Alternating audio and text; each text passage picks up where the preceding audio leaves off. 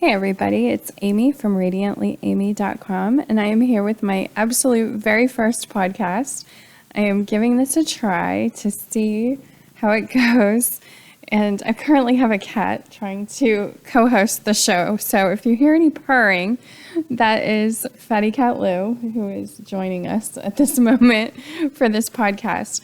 And whenever I talk on the phone, he always tries to grab attention, so I think he thinks I'm on the phone because I'm talking to myself. But today we're going to be talking about the keto diet. As you guys know, I've been doing it for a while, and I'm pretty familiar with low carb diets and things like that. I did those in the past and had really good success with them. That's actually the only diet where I've ever gotten to goal, was doing kind of a low carb diet. So that kind of convinced me that low carb is the way to go for losing weight. At least for me. Weight loss is really individual, and you have to find something that works for you and that you can stick with and things like that. But for me, cutting my carbs has always kind of helped me lose weight, and I find it very easy to follow. I know what I'm supposed to eat. The keto, for me, took a long time to understand what was different. Like I looked and I'm like, this just looks like low carb to me. But I started, the more I kind of researched into it and looked at it, I saw that it's different in, on low carb, if you were hungry, they'd say, eat another chicken breast or eat some more protein. And keto, instead of eating more protein, you eat more fat. And a lot of people are kind of afraid of that and stuff. But I think you find when you're doing it, at least for me, the fat is what helps you not be hungry. And so you're not eating as much. My biggest problem I've always had on diets was I'm always starving. When I used to do the really low cal diets or kind of low fat diets, I just couldn't do it because I get so hungry, And so on keto, I've never had that problem. I never feel like I'm dieting. And I think it's because it's a higher fat content and you're allowed to have fat and they want you to have fat. And so I like that. And I feel better when I do keto. I'm not kind of feeling weak and hungry and shaky, which is something I always have to watch. Even, when I'm eating normally, if I don't eat kind of often or if I don't eat the right foods, I get very shaky. So this has been for me a way to kind of balance that all out. I found I'm much steadier and even eating less frequently. I'm not eating like 6, 7, 8 times a day like I would maybe when I was on like a low cal diet or a low fat diet. I'm not as hungry. And I like that too, because I don't feel like I'm starving all the time. So that's kind of why I've chosen keto diet. And that's for me the big difference that a lot of people, at least I had a hard time understanding what made it different from just a low carb diet. And it's the fat. And once you kind of get that, it's like, okay, I'm hungry. It's not quite dinner time. What do I eat? On keto, you kind of go for the fat. A lot of times fat bombs and things like that. I have some problems with that just because I can't eat a lot of the fat bombs, which are just kind of like little, it's almost like a little snack to tide you over, and a lot of them are made with almond butter, which I can't eat almonds. So that's one adjustment I've had to make. But other than that, I found it super easy to stick with it. So I'm just kind of going to go over what I eat in a day so you get an idea of what it's like. And it's a lot simpler than sometimes I think people look into it and they get scared off because everybody's talking about macros and all this shit. And you can calculate those, and you probably should, just to see, like, for your height, for your weight, what is it kind of recommending? I think for mine, it was like 70% fat, 25% protein, and 5% carbs. But, everybody kind of is in a range similar to that. And you can just Google keto calculator macros and plug in your numbers, and it'll spit out something probably very similar to that. So a lot of people get scared off by that. I know I was like, oh my God, I got to stay within the macros, whatever. And like after a while, I'm like, you know what? I don't need to do this. I know what I'm eating. I know kind of what is a good meal for the day and what's working for me. So I don't really track the numbers.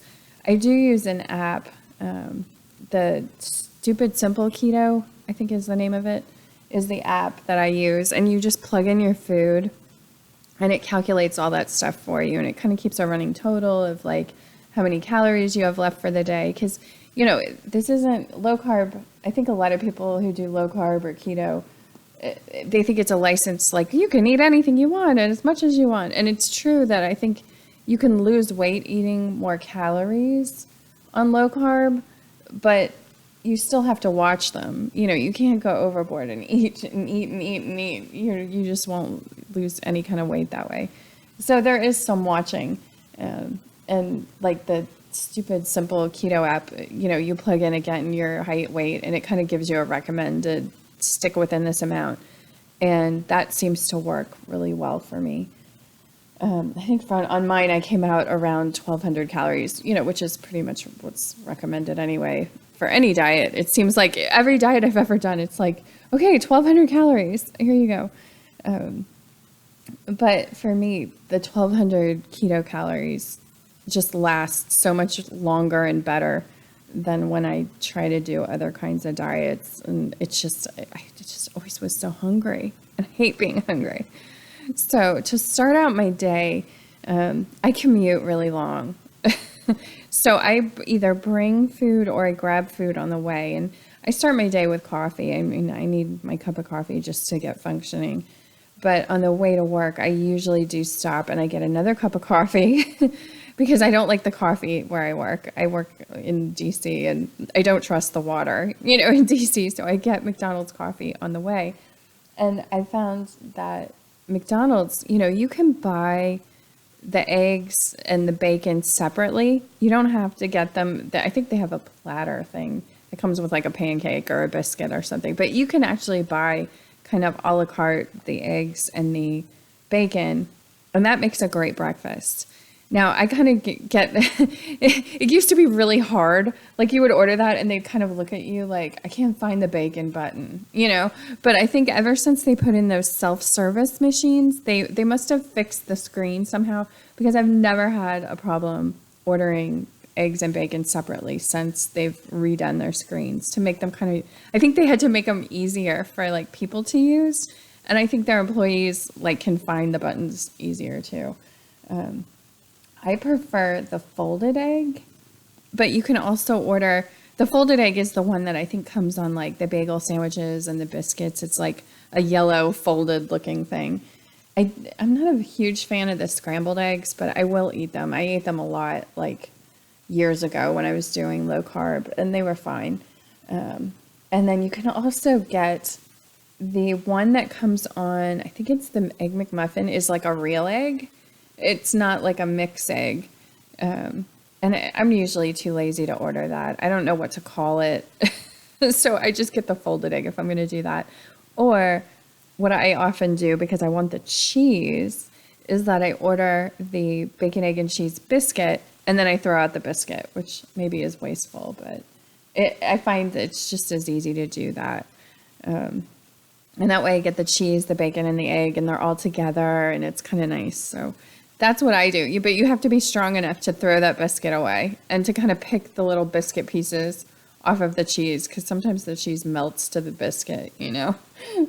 So if you don't want to mess with all that, you can bring your own stuff from home. When I was bringing food from home, I would sometimes bring like a hard-boiled egg. I would buy the pre-cooked bacon and just throw a couple strips like in a container and reheat it when I got to work. That was a good breakfast.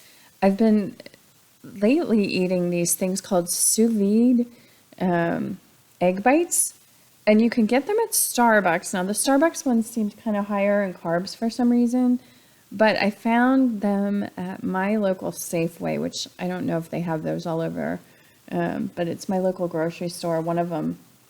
I found them in the almost like deli department or the prepared foods area. And what they are, sous vide is a cooking technique where You kind of put the food in a pouch and you boil it under these really controlled temperatures. And it makes this little egg bite looking circle. It almost looks like a mini quiche, but without the breading. And then they're really easy. You just pop them out and reheat them. So those make a really good breakfast. And I actually like those. I have had a hard time finding them. So I don't know if they're kind of a newer product. I think that was by I think the brand was Three Pigs.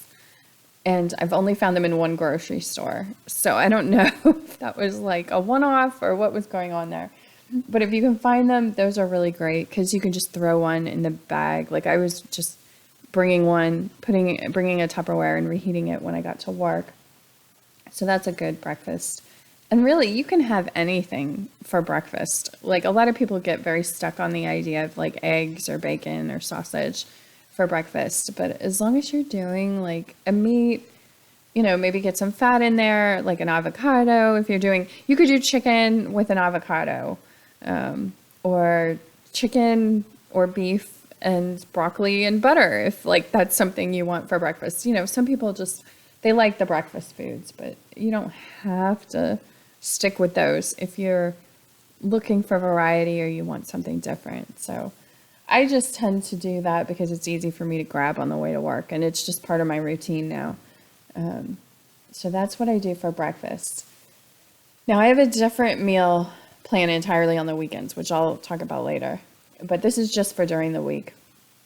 And during the week, I bring my lunch most every day, just because where I work, there's not a lot of choices. Again, I'm not real comfortable with the food that they do have. So I try to bring my own. And for me, the easiest thing usually to bring is like a burger. I don't like to touch meat all that much. So I buy those pre-seasoned, pre-shaped burgers at the store. And then I cook a bunch up on my George Foreman grill. And I'll bring those with like a piece of cheese on them. And I like to have like something to dip it in. I like A1. You have to watch the carbs a little bit, but I haven't found it's, a problem. But you could bring whatever kind of stuff you like if you want something to dip it in. I have a hard time eating a burger just with a burger and cheese and nothing else. Like I want sauce of some kind. So I will bring that. And then I'll also bring sometimes a salad with some dressing, as kind of like my side or whatever. But there's been times where I just throw a burger in. I don't have time to make a salad. I don't like what the salad looks like at home. I had that one day where I was like, oh, my salad's all brown, it's gross. So I just bring something like that I can easily reheat at work. Another good kind of bring to work meal that I've made is chicken. I just go buy some of the baked chicken from the grocery store and bring that. You could have a side veggie. Again, add some butter, add a fat like a dressing or an avocado. That's your easiest, like keep it simple, I think a lot of people try to make it too complicated. They're making these weird recipes that take a lot of time, and I think they get frustrated sometimes because it takes too much effort and too much time, and I'm all about keep it simple. So that's usually what I'll have for like a lunch. If I'm eating out at work, it's pretty easy to kind of replicate both of those things. I can get a burger from pretty much anywhere, any fast food place, just don't eat the bun. I've had Big Macs, and taken off all those buns. And that's actually a really good meal. I like that, eating like just a Big Mac and the sauce, has carbs. But again, if you're pretty good for the rest of the day, don't stress it, It's not the end of the world. But even Burger King, I can get a big, what do they call it? A Whopper. I get a Whopper with cheese. And again, throw out the bun. So anywhere you can get that. That's pretty simple. I'm trying to think of another fast food place near my work. We have Panda Express. You could get like the beef and broccoli and then instead of getting rice or the noodles, just get the mixed veggies. And that works out pretty well. I think they have a teriyaki chicken. That's pretty good. So that's kind of, I do that for lunch. Oh, another good one is Jimmy John's has the Unwich, which is it's like their subs, they have turkey and cheese, they have tuna, they have all kinds of those. But they wrap it in lettuce. And that's actually really good. I've gotten that a couple times at work. and Subway. Now, Subway, I'll skip to what I eat for dinner because Subway, a lot of times I will eat for dinner on my way home.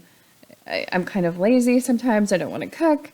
So my new thing that I've been doing a lot, and that seems to work well with keto, is I get the tuna salad from Subway. And I get the salad. I don't get the chopped one because it's a big pain in the ass and they don't want to make it. And I don't like it anyway. It's just, it wastes everybody's time. I don't understand what the point of it is. So you ask for a regular salad with tuna, and then you can add, all the vegetables you want on it. I get olives, I get jalapenos, I get everything basically. And then I add oil and vinegar and salt and pepper and a little of the shredded cheese, and you're good. And that's a great dinner. I've had that a lot of times just because it's super easy. And they kind of know me when I go in there because I go in there so much. So it's not so weird. Chipotle is another one I get a lot of. And I get the burrito bowl. I don't get rice. You just ask for a burrito bowl with only the fajita. I get the fajita peppers. You don't have to if you don't like peppers. But then just get chicken, cheese, guacamole or sour cream. I try not to get both because I think then it starts getting too much. That seems to kind of mess with my weight loss if I'm adding in too many things like the sour cream and the guacamole, because you're adding a lot of calories to, a meal that was 300, 400 calories turns into like an 800 calorie meal. If you add like the queso and the guacamole and the sour cream, it just becomes too much. So, just use common sense, I guess. Pick one. So I'll get chicken, get the peppers, get cheese, guacamole, salsa, lettuce, and you're good. And that's kind of another meal I eat a lot of. I have that a lot. And I've had the best luck, I think, with Chipotle when I don't get like guacamole or sour cream. But life's too short these days, and I actually want to enjoy my food and have it taste kind of good too. So I do try to balance that out and get guacamole or get something. I can't eat just a plain old, you're going to get too sick of it if you try to be too austere with your eating, I think sometimes. That's why a lot of people just can't stick with diets in general, is because it's too restrictive. So you have to find a way to make it work for you and not be so restrictive. And then lately, another meal that I've been doing, I got the Tone It Up protein powder, and I'd had a week where I was kind of stuck, and it was actually a couple weeks after I got back from my last trip, where I was kind of stuck in the 190s, hovering. It just seemed like I was stuck, and I'm like, you know what, I'm going to try to break this. So I had, for dinner, for a couple days, I was having the Tone It Up protein shake, which is just the powder, and you add water to it. And then I would add a little bit of sun butter, because I can't have the almond butter and stuff. And sun butter is made from sunflower seeds, and it's good if you're allergic to peanuts, if you're allergic to like almonds. It tastes just like it to me. It tastes like peanut butter. It tastes like almond butter. It's got that same kind of texture. So it's a good replacement, and you can buy that. I mean, now all the stores I've been in have it. And then I threw in a couple of strawberries. I'm not a big fruit eater, which is why low carb and keto and stuff are usually pretty good for me, because I don't miss fruit. I don't really want it most of the time. But I was throwing a couple in just to give it, kind of a different flavor. And I would just blend that up in my little bullet blender. And that was my dinner, was the shake. And it actually fills me up. I've really liked the Tone It Up protein powders. And you can get those in Target, probably a couple other places, but I've seen it at Target. It got a really good reviews online, so I was like, oh, let me try it. I was kind of sick of, I wanted some variety, and I wanted just different stuff, I'm trying new things here. And the Tone It Up one was really good. It tastes good, it smells good, it mixes up well, and most importantly, I think it really makes me feel full. And I don't, I was looking forward to it actually every day. When I would come home from work, I'd be like, do I want to get Chipotle or do I want, and I was actually choosing the shake because I really enjoyed it. And it just felt like a nice it would fill you up, but you weren't stuffed. It was just kind of nice. And it did break my little stall that I had kind of had for a while. So that was good. Now today I actually did eat, I was eating, I got a Quest pizza, which is another option. I wouldn't recommend, eating this every day, but it doesn't seem to mess with my weight loss at all, even when I eat the whole darn thing. And that's why I don't recommend it, because you have to have the willpower to be like, you know what, the serving size is half of this thing, and it's a little bigger than, it's about a small size pizza, like a small that you'd get from kind of a pizza place. It's not like a personal size. It's a little bigger than that. But you do have to have the willpower to cut it in half and only eat half, or you're going to eat the whole thing. And I do that sometimes on the weekends, but on the weekends I tend to eat less. I don't eat breakfast. I'll have a smaller lunch if I know I'm going to eat the pizza. So that's kind of how I roll with that. But you have to be careful. The Quest is made, the reason it's like kind of keto friendly or low carb friendly is that the crust is made with protein, whey protein, I think. And so it looks like a lot of carbs on the box. When you first look at the box, I think it was, God, I don't even remember how many, 36 carbs or something. But then 29 of those are fiber. So when you subtract them all out, it ends up being like 5 carbs for the pizza, for like a half of the pizza, which is really good. And I was a little nervous the first time I ate it, and I ate the whole darn pizza because it was so good. It tastes like normal takeout, not pizza like you'd get at Pizza Hut or something, but it does taste like a pizza you'd get, like a frozen pizza from the store. I don't really taste like a huge difference, which is good. A lot of times you do, and it's like, I don't know about this. But this one, the Quest pizzas are really good. And I ate the whole thing, and I was like, oh my God, this is going to kill my weight loss. And it actually didn't. I think I lost weight then, it didn't affect me at all. And I think it's because even eating the whole thing, it was like 10 carbs for the whole pizza, 10 net carbs. And having eaten good the rest of the day, it didn't really, have any bad effect. So that's something I'll have as another kind of meal, another dinner. You can tell my running theme is I eat out a lot, which I should cook more at home. But a lot of times I'm busy, I'm running around, I'm doing things. So it's just easy for me to find keto-friendly options and do that instead. But, they do say it's easier, I think, to lose weight if you're making your own food, if you're controlling your food. I do try very hard when I eat out to pick, make good choices and stuff. So the last place that I'm going to talk about is Noodles and Company, which, you're like, what? But they've come out with zoodles, which are the zucchini noodles. And you can get a couple, supposedly you can get all of their menu with the zoodles, but I've run the numbers on them, and only a couple of them really fit into the carbs, like the carb levels I'm comfortable with, because I think they put a lot of sauce and things sometimes that mess with the numbers. So they do have a couple zoodle options that are already kind of they're like, here, try this zoodle. I think they have a pesto zoodle recipe, and that one's really good. And I think the net carbs on that were very low. They were like 5-6 carbs. So that was a really good kind of keto friendly option. And I've done that a couple times, and I've tried, they have a truffle mac and cheese, but the mac is zoodles, and that was higher carb. I think it was 13 grams carb for the small one. Which is a lot, kind of, you have to, but, again, if you're not eating a lot of carbs the rest of the day, it might not affect you. So that is another option. I've managed to find little options every shopping center I might be in. I'm like, okay, I know I can eat there. I know I can eat there. And then for snacks and things like that, I do have protein shakes. I like the Premier Protein shakes. Those have the flavors they have are really good. There's a bananas and cream that I've been drinking lately. Peaches and cream I've been drinking lately.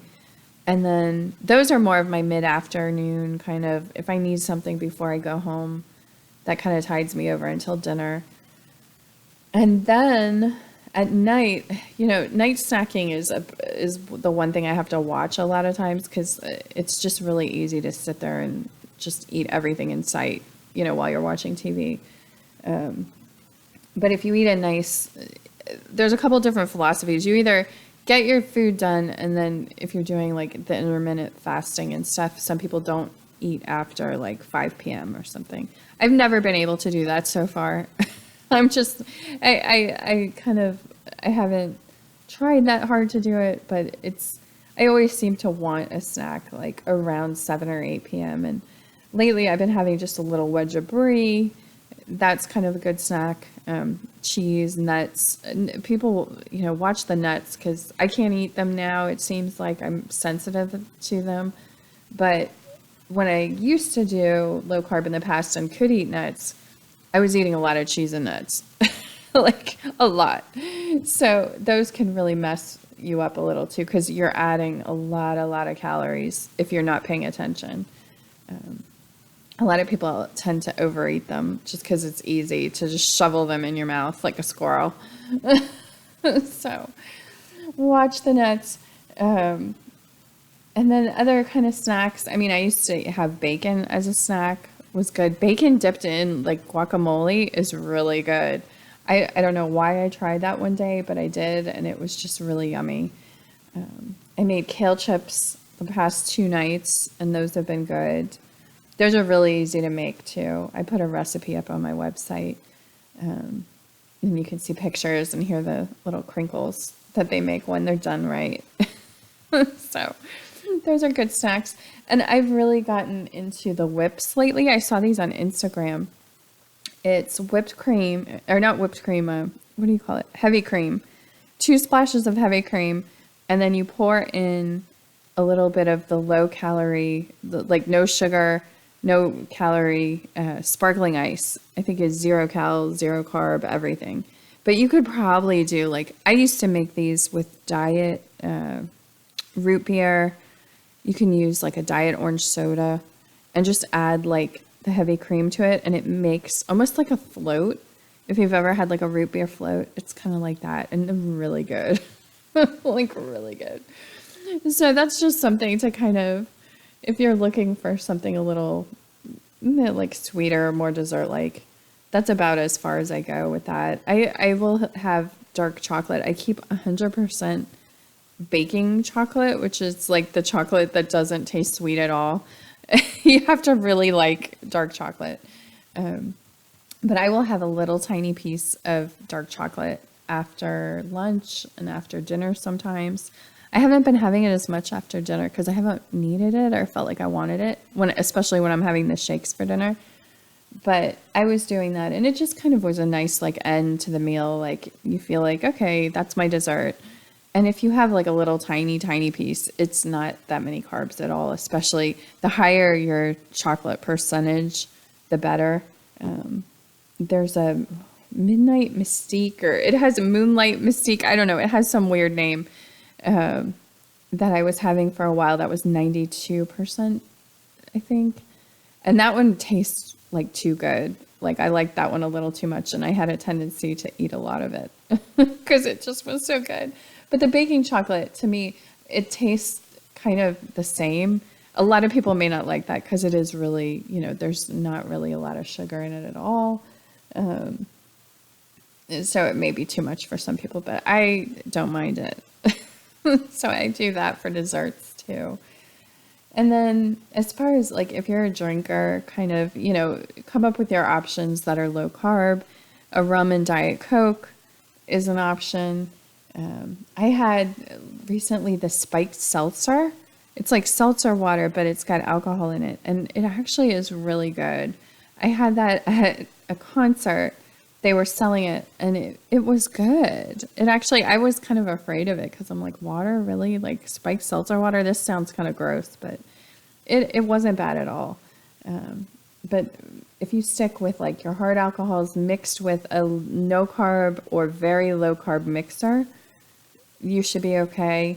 But again, they add up. So, if you're going to have like a bunch, just factor that in for the rest of your day so you can cut in other areas, because it is, again, you can't just go overboard on any of this and just like have like a ton of shit. And you're like, why am I not losing weight? And it's like, well, because you had like, you know, 5 rum and Diet Cokes, and you had all this food during the day and too much cheese and too much nuts. Like if you're doing it and you're kind of stalled out, that's kind of the first thing I go to. I'm like, okay, am I having too many carbs? And if my carbs look okay, I'm like, am I like just adding a bunch of stuff that's kind of, once you add it all up, it's just too much food. And, there are days that are like that. Just try not to do it every single day. You've got to be reasonable. But yeah, and then, wine I think is usually a better choice for the alcohols. Beer. I have an alcohol chart on the website that kind of shows you the carb counts of like best choices to worst choices. Obviously anything with a like fruity mixer, your pina coladas, your mimosas, things like that are kind of going to be way off the chart in terms of carbs. So steer clear of those. But yeah, I think that's it. I mean, that's kind of what I eat in a nutshell. And, I try to drink water. I hate water alone, like the taste of it alone. So I've been drinking like Crystal Light. I'll mix in sometimes the G2 Gatorades, which are the Gatorades that have no sugar, or the Gatorade Zero. I don't know if they renamed them. But any kind of those lower carb options. And I got mad at Crystal Light because I think they got rid of the fruit punch flavor, which was my absolute favorite flavor. And I've had to get the like off brand, like store brand fruit punch, which is okay. But I hope this is just temporary and they bring it back. But I think I was maybe the only person drinking the fruit punch Crystal Light, so they got rid of it. But if you can stand water just alone, I mean, that's probably best, or like, something like that. But I can't do it. I can't. I don't like the taste of water, which is a weird thing to say, but it's true. So yeah, that's my keto kind of diet and what I'm eating and stuff. I've lost 21 pounds so far, and it is going slower. This is a podcast for another day. My whole like experience doing low carb the first time. But for me, it's very hard to kind of not want to lose weight really fast and to be like, where is it? And I just have to keep focusing on, okay, the number is going down. You're not necessarily going to lose 3.5 pounds per week, which is what I did the first time. But it was that, like I said, that's a whole other podcast. So now I try to be a little more reasonable about it. And as long as the scale's going down, I kind of set goals. I try to not go overboard with them. A lot of people do lose really well on keto and do lose fast. And the more you have to lose, the faster I think you kind of lose. I feel like my body's at this point is kind of been, I've noticed as I go through kind of different levels of my weight loss, my body seems to stall at them for a little bit. And I had this the first time too, where it just wants to hold on at certain weight ranges. And I've heard like your body has a memory, so if I spent a lot of time in the 190s, like as I got, my highest weight was 210, but I spent a lot of time hovering around 190 for a while. And so I think that's why I've kind of had a hard time getting past that, was just because my body kind of got used to that weight and it seems happy there, And before that, I was at 179. So I have a feeling when I get down to 179, I'm probably going to feel like it's trying to hold me at 179 for a while. But you will, if you just stick with it and keep with it, you'll get past it eventually. It just, you got to be patient with it. And I'm trying to be patient with myself, and it's not a race. We're trying to get there. We'll get there like in due time. So don't stress it. But I hope that was helpful. If you have questions, you can email me at amy@radiantlyamy.com, and I can answer them either on the website or in the podcast if I do these again. I can't believe I talked for like 35 minutes. I didn't think I'd have that much to say on one topic, but I did. So I think that was it, but thanks for listening.